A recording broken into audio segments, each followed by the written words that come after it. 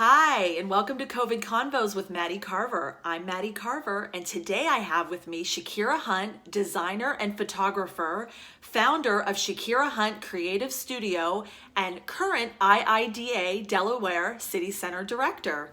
Hi, Shakira. Hi, How are you doing? I'm well. Hope you are as well. I'm doing well. I'm hanging in there, Yeah. Thanks so much for joining me. This is so fun. Yeah, I'm happy that we can have this opportunity and have this chance to have a dialogue through the chaos, so to speak. Yeah, Happy to be here. This has turned out pretty well in that department, where at least we have all of this technology that can kind of keep us in touch. So that's been nice. Absolutely. Yeah, so Shakira Hunt, tell me a little bit about your background and your time as an interior designer and what firms you work for.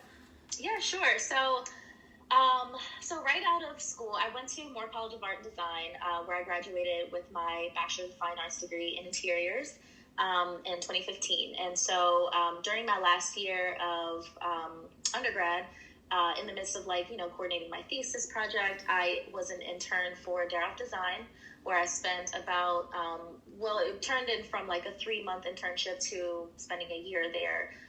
Had an incredible experience working for the firm.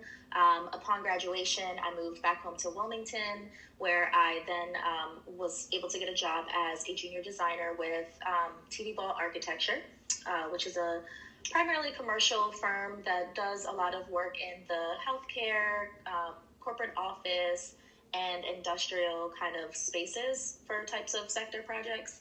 Okay. And then I moved from TV Ball to DCC Design Group, which specifically focuses on healthcare.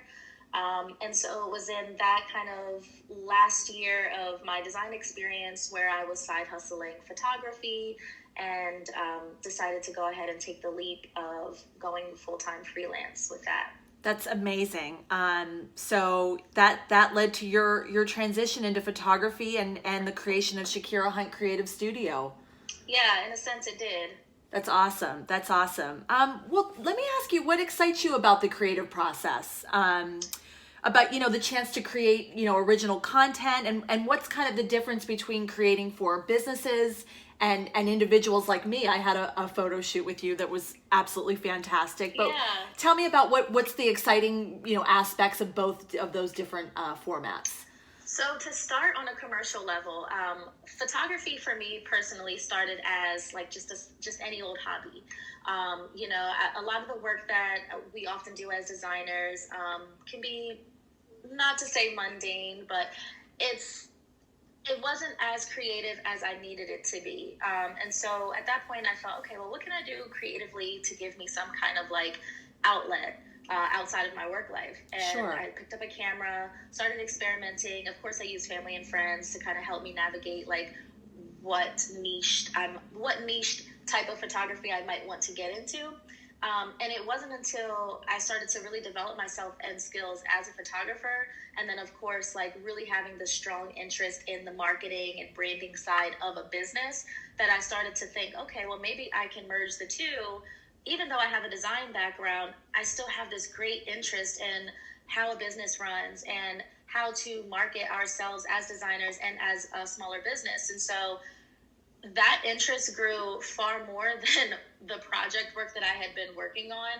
And it was then that I realized, okay, well, I clearly have a passion for focusing on smaller brands, smaller businesses, and really helping them navigate what their brand language is through imagery.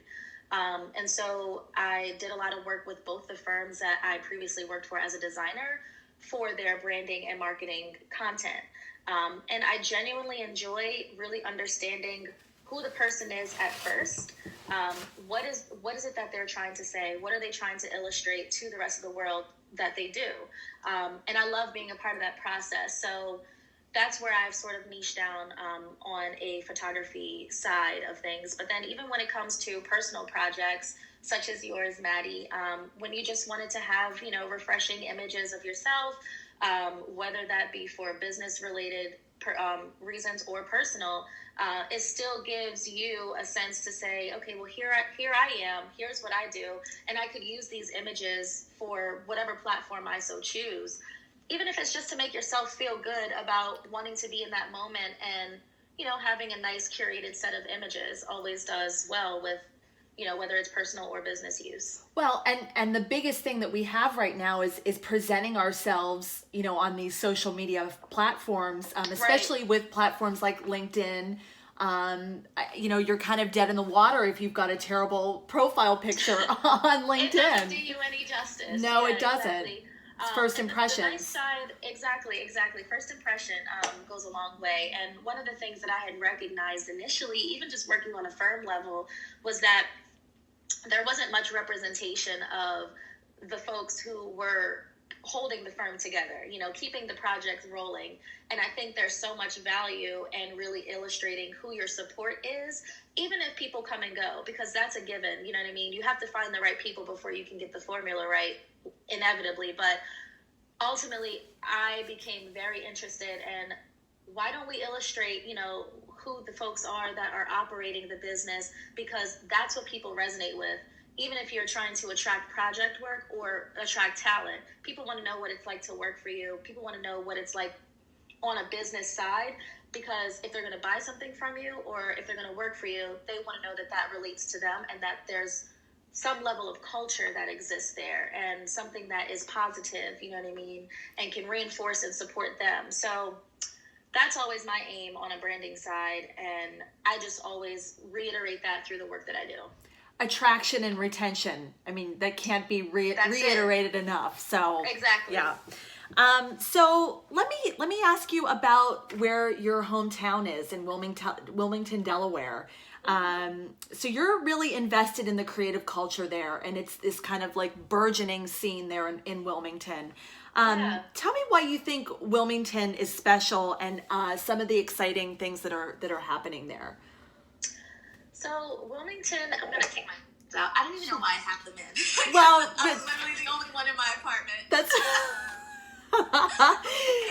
That's just impromptu. Right. No problem. Whatever makes you comfy. We're cool Yeah. and we're cool and calm I can hear you here. perfectly fine with and without them. Yeah.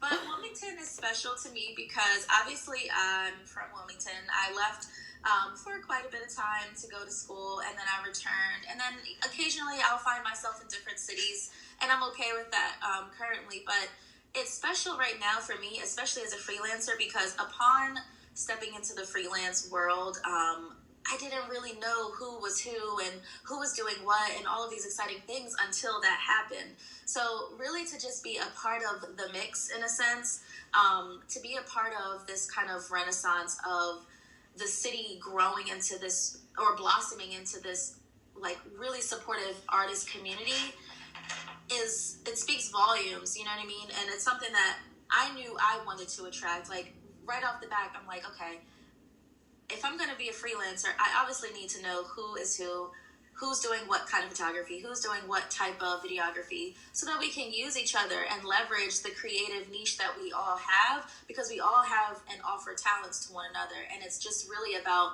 how do we pull together as a team so that this person can refer this. You know, if someone comes to me for X amount of for whatever project that I know isn't specific to what I do, but I know someone else's, I can call on that person. So it's really that part about it is super imperative to me, because that's what really grows community.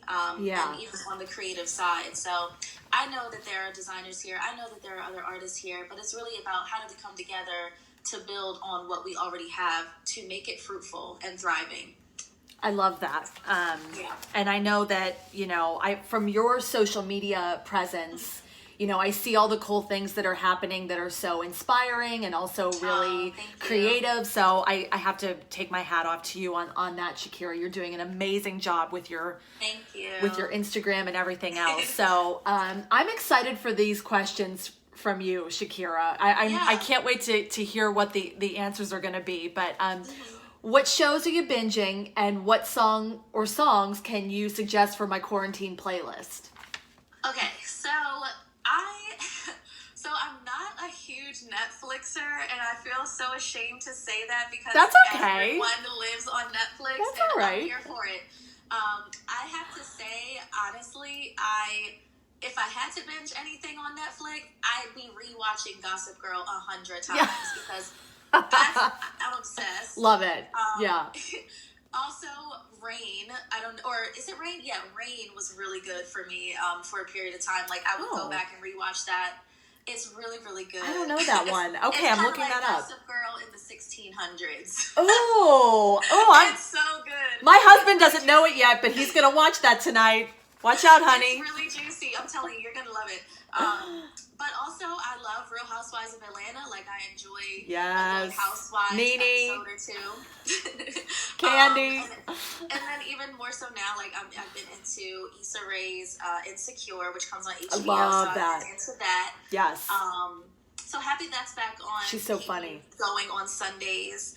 And then in terms of music, I listen to everything. So a lot of the times, first off, it's not just a playlist, but I'm also a podcaster. So I love listening to like Super Soul Conversations. I love listening to branding and marketing podcasts. Yeah. So I'll try and start like the day or at least the beginning of the week with one of those. Like I'll sprinkle in 1 or 2 podcasts a week. I used to like do it religiously. Like every day was 1 podcast a day. But yeah. Sometimes I don't have the brain capacity to do it. You have a business to run. I get it. It's hard. Yeah. Yeah. And I spend all of my day, most of the time, on social media trying to market and, you know, be strategic about things as well, too. So that's another thing. But in terms of music, I'm really into things that can help me feel like I'm still being productive. Oh, please share. When it comes to that, I listen to lo-fi hip-hop music, but it's very chill and mellow. So, like, if you go to YouTube and you type in, I think it's called Chill House. Wait, let me double check that. We need this, Shakira. So, it's called Chill Hop Music. Chill Hop, okay. Yeah, Chill Hop Music. It's on YouTube, and then you can also find them on Apple Music. They have, like, a series of different playlists that are just so jazzy and mellow and I love it. Really atmospheric. So I love listening to that. Color Studios is also really, really bomb. They're on YouTube, but they also have an Apple Music playlist, so check them out too. They have a lot of like UK-based artists, very soulful, jazzy, and then some like sprinkle of hip-hop in there too. I love it. I'm going to be so productive. Yes. Shakira, you are the best. Thank you so much for this great conversation. I can't wait to give you a hug and a kiss in person. And I know that'll happen soon. Please stay safe, take care, and all the best. You as well. Thank you so much, Maddie. This was fun. Oh, thanks, Shakira. Take care. All right, you too. Bye.